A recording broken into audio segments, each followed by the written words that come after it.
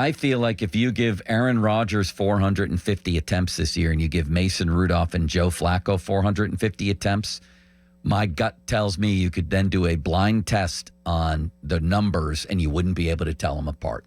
Agree or disagree?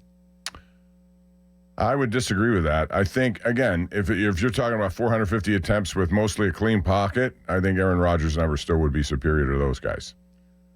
We're talking about the Steelers with Broderick Jones protecting your blind side. But so 450 attempts, many of which will be under duress. Well, then that's a different story. I mean, we don't know how that's going to work. If it's just 450 attempts and everything.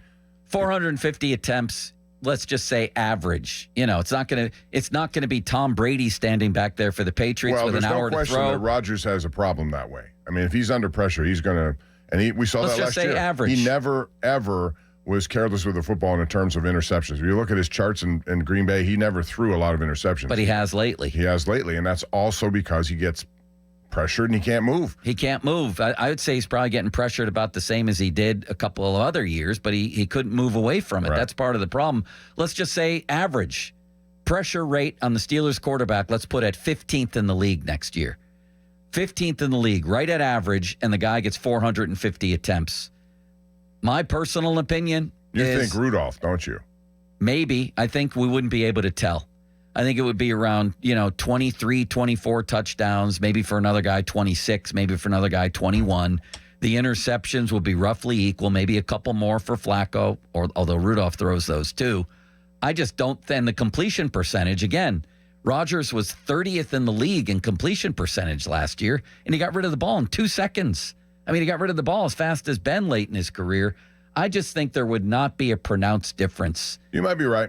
I just think that. I think in a perfect pocket world, Rodgers can deliver the ball still. Yes. The problem is they're not going to have that. So. Right.